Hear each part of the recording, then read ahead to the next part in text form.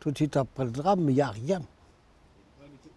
Il n'y a plus que ces veuves, justement, qui viennent au cimetière, mais c'est déjà fin 44, c'est début 45, il n'y a pas de reconstruction, il y a pas, on ne sait pas ce qui va se produire, on ne sait pas si le village va se reconstruire sur ses ruines ou pas.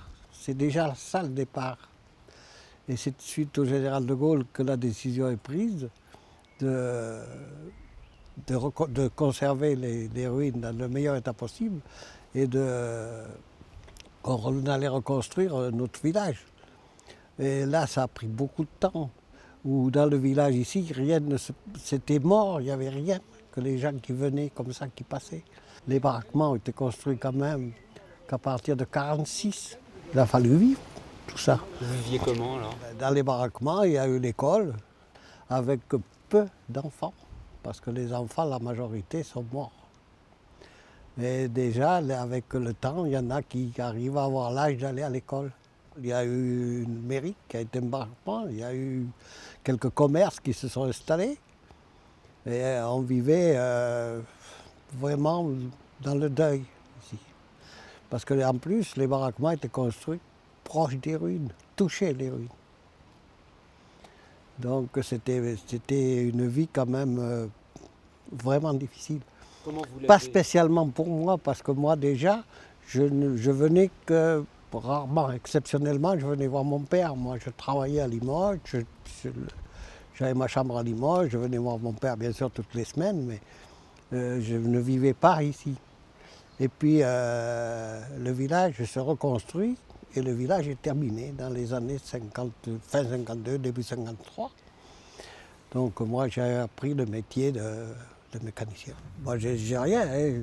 Je loue un local, le local je le loue et je m'installe garagiste. Je répare tout ce qui me tombe sous la main, hein. Du vélo à la moto en passant par la voiture, je répare tout ce que je peux. Tout. Et puis il y a un ami en face qui était avec moi justement au drame, qui a perdu toute sa famille, qui est marié avec la fille d'un carrossier et qui s'installe en face de mon garage. Donc on a le même âge, on est des copains. Et puis il y en a un autre qui vient s'installer juste à côté. C'est-à-dire on se retrouve 1, 2, 3, 4, 5, 6, pratiquement dans un périmètre très réduit, où c'est le seul endroit du village qui est habité à l'époque. Parce qu'il y a eu de grosses difficultés pour l'allocation des maisons. D'abord, il faut savoir à qui elles appartenaient, puisque il n'y avait plus d'habitants. Et souvent, la famille entière avait disparu. Donc, c'était des héritiers qui héritaient, qui savaient des fois peut-être pas d'où ça venait. Donc déjà, il y a eu un temps long pour savoir à qui appartenaient ces maisons. Puis il y a un deuxième cas que moi j'ai ressenti, c'est que certaines personnes il y avait des logements à louer ne voulaient pas venir habiter ici parce que le village était trop près des ruines. Parce que c'était au ralent. Vous êtes donc c'était un peu pas très très vivant quoi dans le village.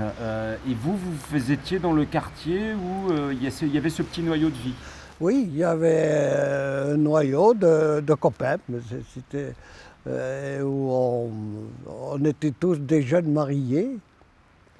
Il y a eu des enfants qui sont nés, qui sont aujourd'hui à la retraite. C'est le quartier qui a vécu le premier dans le village d'Oradour. On était des jeunes. On avait vécu le drame, mais on ne l'a pas vécu de la même façon que les mamans qui ont perdu des enfants à l'école ou ailleurs. On a eu l'envie de vivre, de revivre.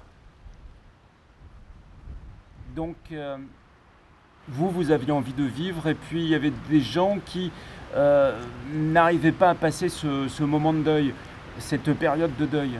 Ah oui, oui, il y avait des gens qui...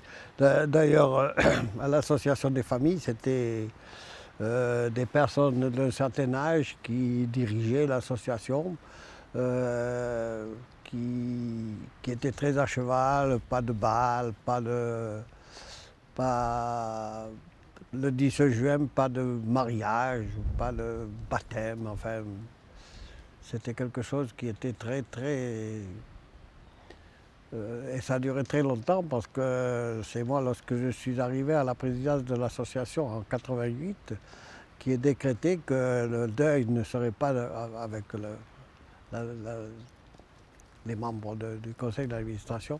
On a décrété que le deuil ne serait pas de mois, mais serait d'une semaine.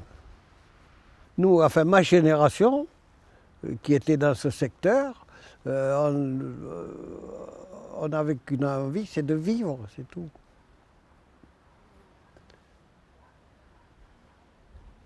C'était... Moi, le seul but, c'était de vivre et évidemment de penser quand même à ceux qui ne sont plus là, mais faire une différence entre la vie qu'on a,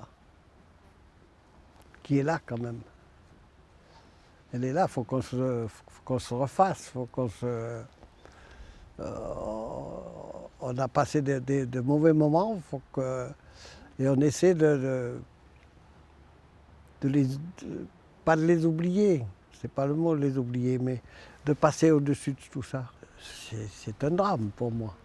Mais je me mets à la place des mamans qui ont perdu des fois 2, 3 et même 4 enfants ce jour-là. Ces gens-là ne peuvent pas repartir dans la vie. En plus, ils sont adultes. Nous, on est encore... on est jeunes, quoi. C'est différent. Et je comprends ces gens qui tous les jours venaient au cimetière.